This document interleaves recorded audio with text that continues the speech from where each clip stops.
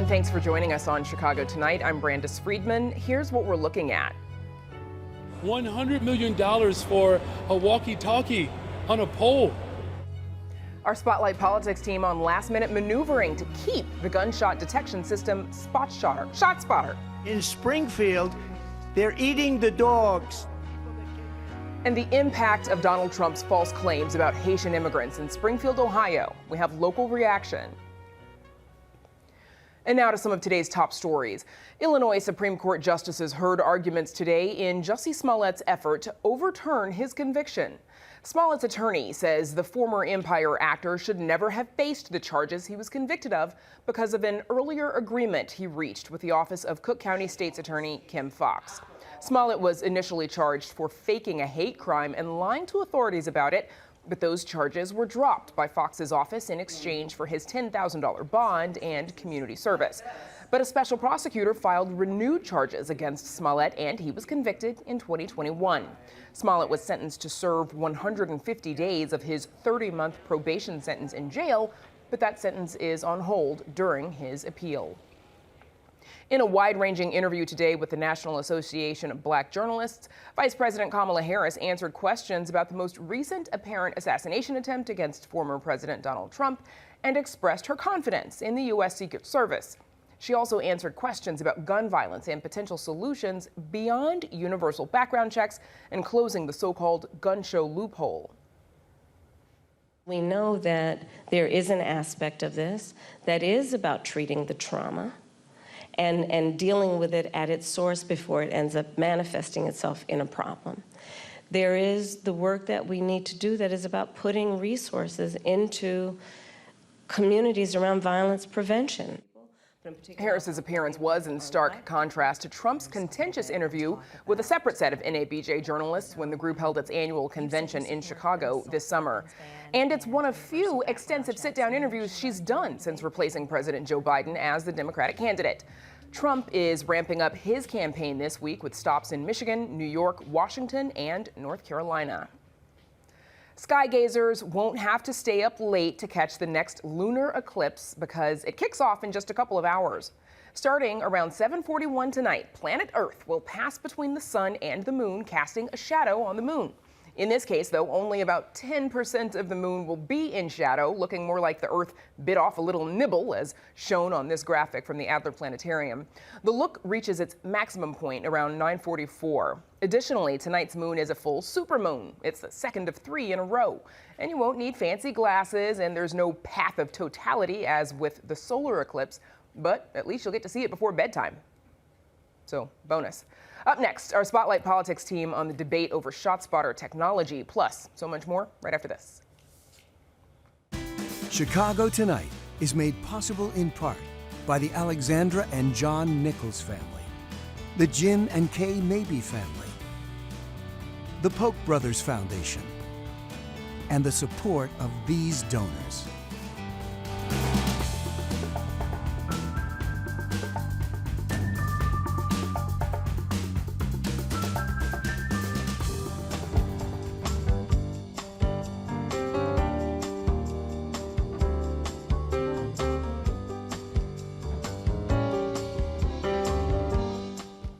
Illinois Republicans are calling for an end to dangerous rhetoric after a second apparent assassination attempt on Donald Trump. This as a trial gets underway challenging the state's assault weapons ban. Meanwhile, it's been a year since Illinois became the first state to eliminate cash bail. We take a look at the impact it's had on the local judicial system. Of course, here with all that and more is our Spotlight Politics team, Amanda Vinicky, Heather Sharon, and Nick Blumberg. Welcome back, gang. So, before we get to all those important issues, let's take a look at the drama over ShotSpotter. It is set to be turned off in less than a week. Mayor Brandon Johnson took aim yesterday at efforts to keep the gunshot detection tool operating. $100 million for a walkie-talkie on a pole. And the reason why they said we needed it was to reduce gun violence. It didn't do that. So, it's incumbent upon all of us to make sure that the investments that we're making, they have to get at the problem. All right, Heather, critics of Mayor Brandon Johnson's decision to scrap the city's gunshot detection system, they are making another effort tomorrow to try and keep it operational after a deadline that happens this Sunday. What is fueling this debate? So this is an issue that's been really tricky for Brandon Johnson to navigate because it pits the two most important parts of his base against each other. Black Chicagoans who are reeling under decades of disinvestment that has fueled crime and violence, and who want any tool, anything to make them safer in their homes and in their neighborhoods. But on the other side is the Chicago progressive communities that see ShotSpotter as sort of a Band-Aid that does not address the real problems with crime. And they want ShotSpotter turned off and that money invested into programs that address the root causes of crime. But if you talk to people who live on the South and the West Side, they say they'd love root cause solutions, but they don't have time to sort of wait for that. And they are furious that this tool, which they say is effective, although that is very much up for debate, is about to be turned off. So there's going to be a whole lot of parliamentary shenanigans at tomorrow's meeting. Whether it will sort of amount to anything, I think is very unlikely because the City Council, despite its best efforts, does not have the legal authority to obligate anybody to contract with the city. They just simply don't have that power under the way that contracting works in Illinois because it stops corruption. And we've talked about this before. You can't only have ShotSpotter on ward by ward, and the folks at ShotSpotter say, no, we have not heard from the city of Chicago to talk about extending this contract or making it anything other than it's already been. Can I do one quick fact check of the mayor? We heard him say that this has cost $100 million to the city. That's not accurate. Since the program started in 2018, the city has spent $53 million. And I think that people sort of part of this debate is what should we spend taxpayer money on? So I think that's something important to note. Important. Thank you, Heather. A proposal to force city drivers to slow down is picking up speed. Nick, what is the latest on Chicago lowering its citywide speed limit? That's right. This was an idea floated by Alderman Daniel Lispada to lower the city's default speed limit from 30 miles an hour down to 25. Now, there was a subject matter hearing on this back in the spring, and advocates say if someone is struck by a car going 30 miles an hour, they have a 60% chance of survival. If it's 20 miles an hour, that goes up to an 80% chance of survival. And really key context here is that traffic fatalities have been on the rise in the last 10 years. Black and Latino residents are disproportionately more likely to die because of a crash. Part of this is that cars have just gotten so much taller and bigger. It's harder to see pedestrians and cyclists. They're heavier. A lot of other states, 22 states, have lower default speed than Illinois does. Now, there was an ordinance introduced in July, but was banished to the Rules Committee, where laws go to die. But yesterday, it was sprung from the Rules Committee with the idea being that it's going to get sent to Pedestrian and Traffic Safety, which would, of course, recommend this for a full vote, and which Alderman Lispada chairs. The earliest it would go before that committee is October 1st, assuming we get council approval at the full meeting tomorrow. Just needs a couple alder people to possibly delay that, but this is finally moving ahead. It is out of the much dreaded Rules Committee. Brought back to life, revived it has been. Amanda, it's been 1 year since Illinois became the first state to eliminate cash bail as part of, we all know, the massive criminal justice reform package that was passed in the General Assembly. What does the data show on how getting rid of bail has impacted the state? So this really is very major. Tomorrow is that anniversary. Illinois, the first state to do this completely. And data is still coming in, and researchers will be very clear about that. And even some of the data that they have is limited in scope. Also have to add that every county does this a little bit differently. So although there is a state law that governs the parameters, you're seeing it play out differently depending on where you are in Illinois. But some of the big takeaways is that there has been no major spike in crime. Again, those who've looked at the numbers say you can't necessarily say that there wouldn't have been a bigger drop had this not been in place, nor can you attribute that drop in crime to this. But for those who feared that this was going to just sort of unleash a torrent of crime, that has not in fact happened. What you have seen is longer hearings, more attention being paid before somebody who has been caught for allegedly doing something they are going to be having a greater hearing before a judge before it is determined that they have to be locked up. As you look at this hearing, I want to point out, Brandis, that Cook County State's Attorney Kim Foxx is one of the major individuals who'd pushed this, and Cook County had kind of begun to do this already. And she really received a lot of criticism going into these changes. And she said, now that she is no longer running for election, she really sort of let loose. She's like, I don't have to answer any more to voters. I'm going to let my true feelings be known without any of that political posturing. And she, at a conference that I went to last weekend, really, again, I'll use the term unleashed on it. And she said that she believes that a lot of that criticism was racist. And programming note, Kim Foxx is expected to join us tomorrow night here on Chicago Tonight Black Voices, so I'm sure we'll be talking about all of that specifically on this topic as well. Amanda, Representative Welch spoke at City Club, House Speaker Welch, of course, spoke at City Club today. Did he have anything to say about the court trial in Southern Illinois that is challenging the state's assault weapons ban? Actually, no, but just a note on that court hearing that is going on in East St. Louis. This is a law that's been around about a couple of years now and was put in place after the mass shooting in Highland Park after the 4th of July parade, or during the 4th of July parade there. And so the arguments are playing out. It's day 2 is now done. It's expected to potentially last throughout the week. And what you really have is that gun owners and various organizations behind gun rights saying that this law bans some of the most popular guns in America, and therefore is not constitutional due to previous hearings, previous decisions, that is, by the U.S. Supreme Court. Okay. Quickly, Heather, City Council will consider paying nearly $15 million tomorrow to resolve 4 cases of police misconduct at tomorrow's City Council meeting. This is after, of course, the Finance Committee unanimously endorsed the recommendations from city attorneys. Why wasn't there more debate about these payouts? Well, just a week ago, a federal jury awarded a man who spent 10 years in prison on a wrongful conviction $50 million.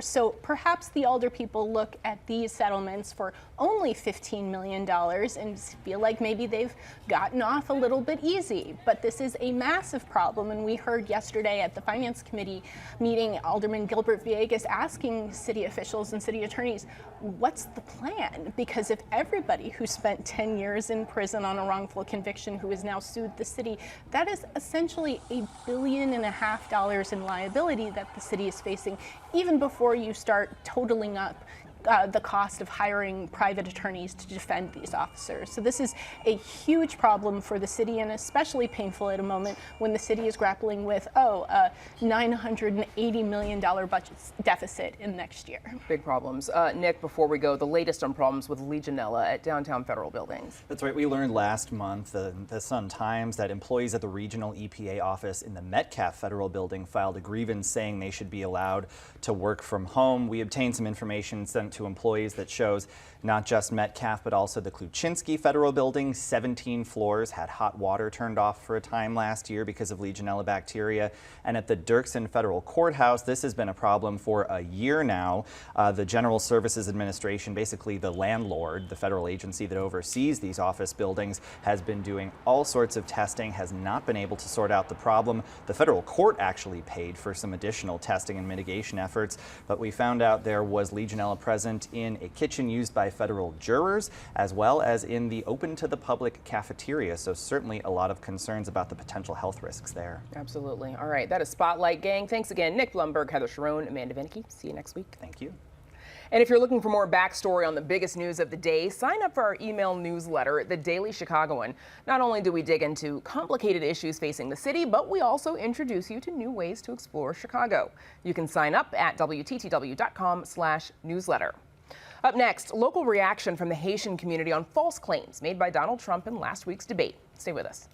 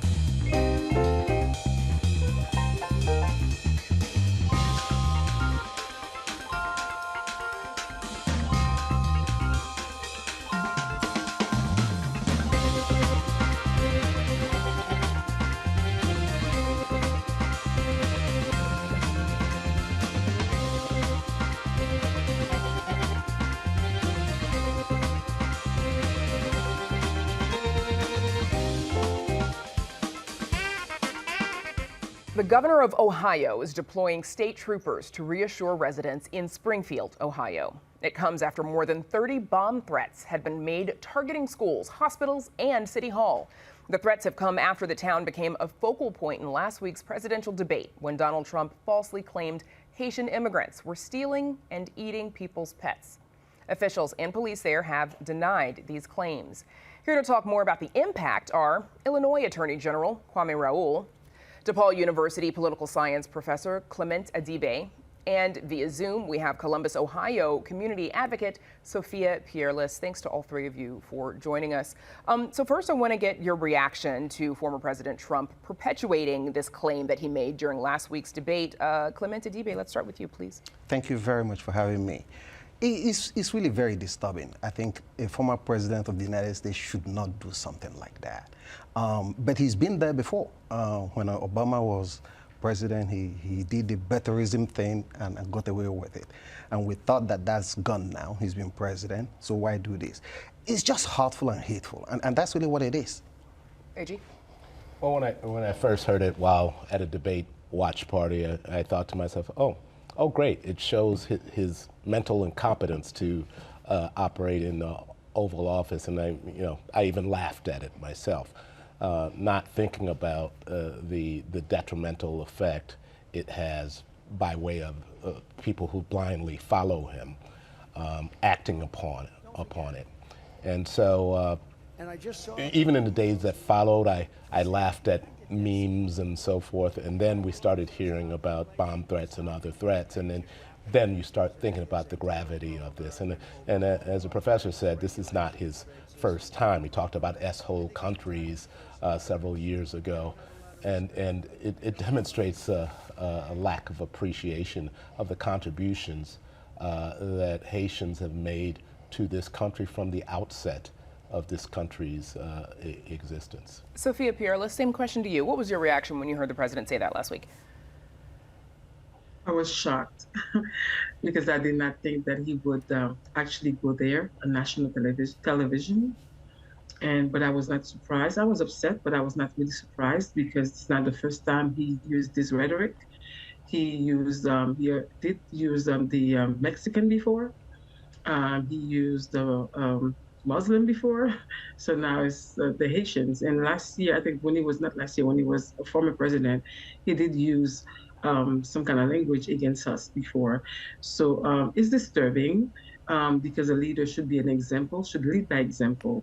So when a leader is saying certain things that will affect a whole nation, a whole community, I think it's not the right thing to do this type of stuff.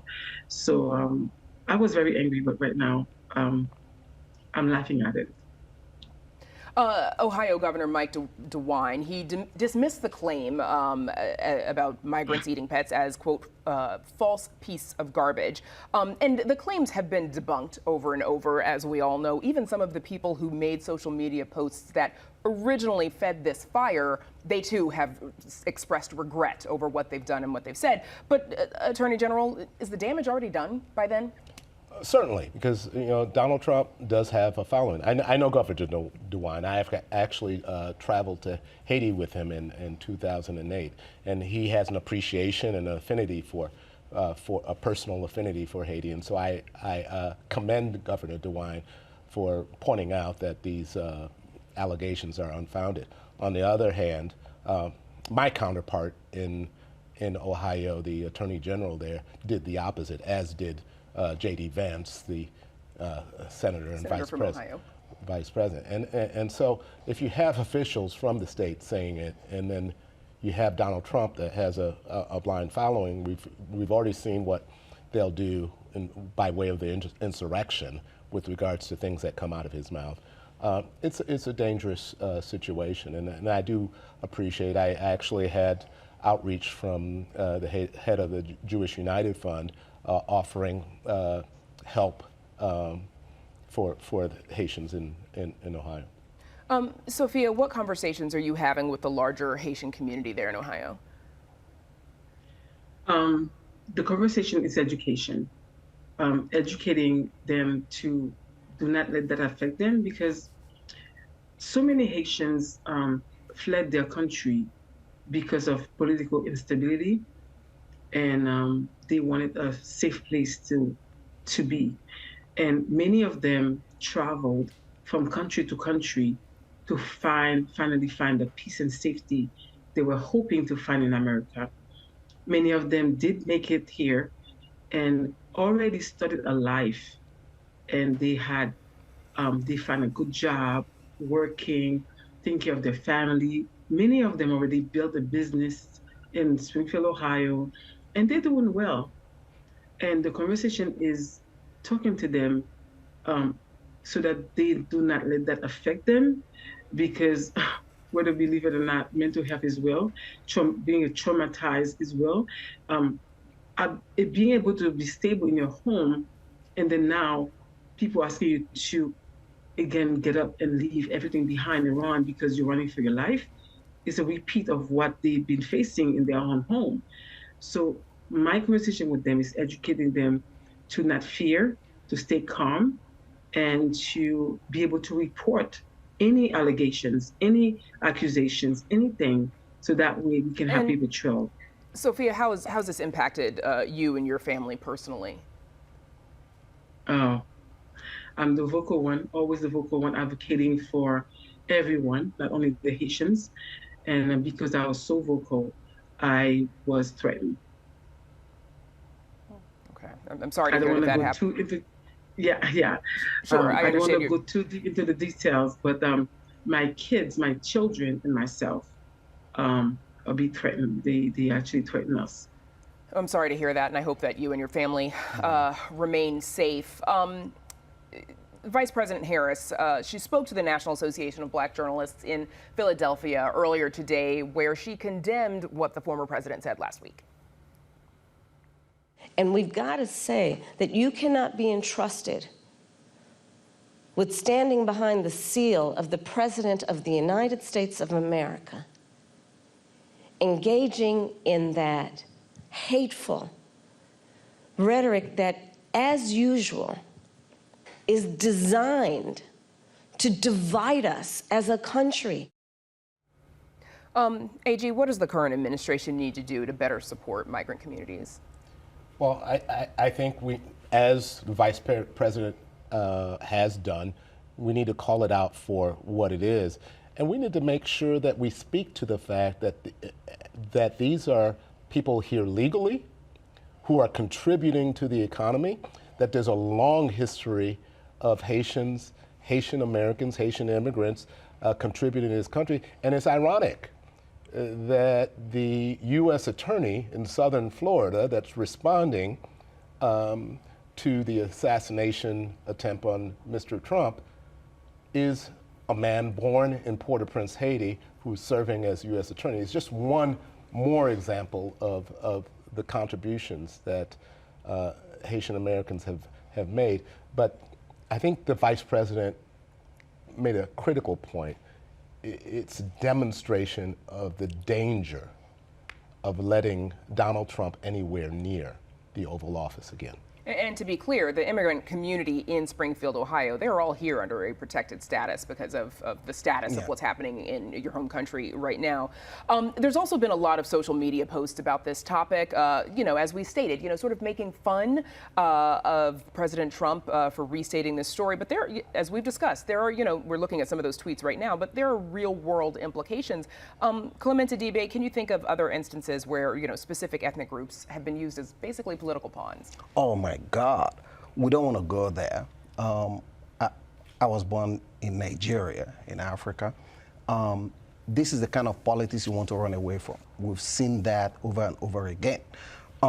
There's a report that just came out from Sweden, okay, from the International Institute for Democracy and Electoral Assistance, okay? They just published a report.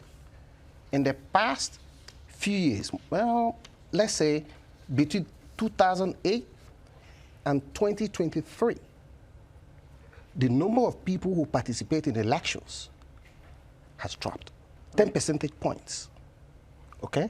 People are not voting in democracies anymore. People are no longer very complimentary about democracy or the prospects. This does not help. And this is the United States. We lead the democratic world.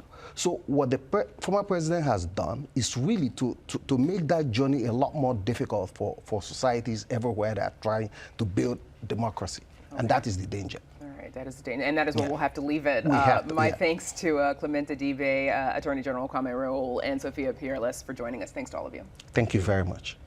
And that's our show for this Tuesday night. Join us tomorrow night at 5:30 and 10. City Council members take up police misconduct settlements and the future of ShotSpotter. And last year, Illinois became the first state to end cash bail. A look at the impact in Illinois 1 year later. Now, for all of us here at Chicago Tonight, I'm Brandis Friedman. Thank you for watching. Stay healthy and safe, and have a good night.